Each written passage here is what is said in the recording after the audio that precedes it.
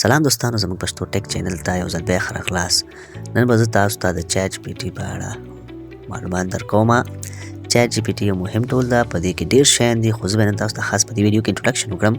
نو را به شئ پلی سټور ته. پلی سټور کې به چیټ جی پي ټي سرچ کړئ. مخکې د دې نه زموږ ویډیو پوره وګورئ، درسره لایک، کمنټ او چینل ضرور سبسکرایب کړئ او ملګرو سره یې هم شیر کړئ. نو چیټ جی پي ټي به انسټال کړئ. ما انسټال کړې ده. را به شئ، اکاونټ به پکې ساین اپ کړئ. ګوګل باندې هم کولی شئ. دلته ډایرکټ ایمیل به ورکړئ او کنټینیو به ووهئ.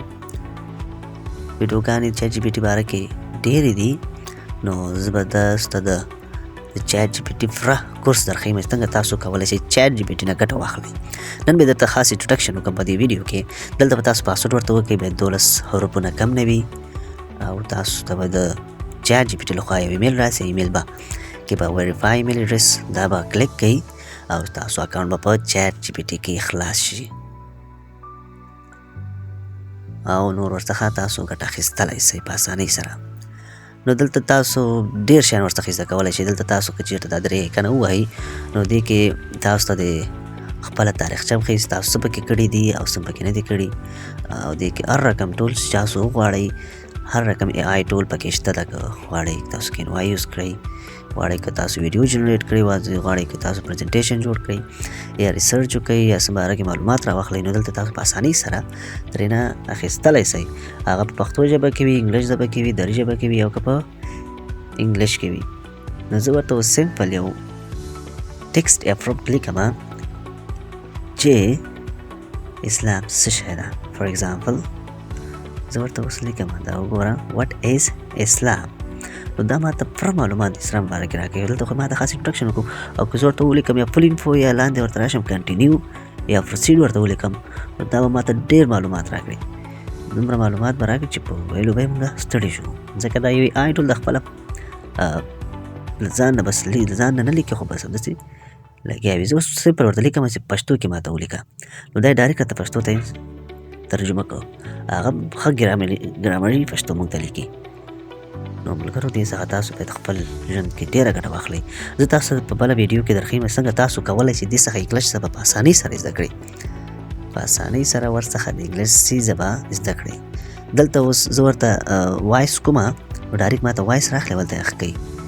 دا وګوره، ما وایس ورته وکړ او دا اوس کنورټ کوي. ما ورته ولیکه کنورټ ساف هاو آر یو که نه، نو دا یې ډایرکټ ما ته کنورټ کړ په ټیکسټ باندې. ته به ایډیټ کولی هم شي. او ګوره ډایرکټ ما ته راکړ او دغه ایکن چې ما ورڅخه کرښه چاپېره کړه، له دې څخه ته ورسره انټروډکشن کولی شي. پښتو ژبه کې وي، انګلیسي کې وي، ته ورسره خاص غږېږه، نو دا تا ته ځوابونه درکوي پوره په فل کانفیډنس سره. کنورسیشن ورسره کولی شي، هر څه غواړې ته ورسره وکړې. نو په دې کې به بله ویډیو کې پوره معلومات د دې په آیکن په باره کې درکوم، څنګه تاسو کولی شئ ورڅخه ګټه واخلئ. نو راځو بیا ورته زه پښتو کې یوه جمله لیکمه تاسو تسلي لپاره چې کمپیوټر څه شی ده. سمه ده دوستانو. نو زه به اوس ورته ولیکمه، اسانه فروم ده. نو ما ته د کمپیوټر باره کې ډېر معلومات راکوي. داسې ویډیوګانې، داسې چیټ جی پي ټي ګانې ډېرې دي، خو دا یې مهم ده او دا یې اولنی و او په دې باندې ډېر کار دوی کړی ده. د دې پرو ورژن هم شته ده چې چیټ جی پي ټي 4 ورته وایي.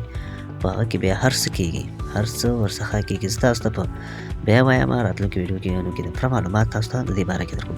دا وګوره، ما ته پوره د کمپیوټر باره کې معلومات راکړل. نو دې څخه ملګرو ګټه واخلئ او په خپل ژوند کې استعمال کړئ. مخکې له دې نه چې خپل ټایم ضایع کړئ، نو داسې شیان تاسو کولی شئ استعمال کړئ او ګټه ورنه واخلئ او یو څه ورڅخه زده کړئ. خپلو ورونو ماشومانو ته د دې طریقه وښیئ او ګټه ترېنه واخلئ. موبایل خو ما که تاسو روزانه استعمالوو، خو باید په داسې شیانو استعمال کړو. له ویډیو کتلو نه مننه او موږ چینل ته ضرور سبسکرایب کړئ. مننه.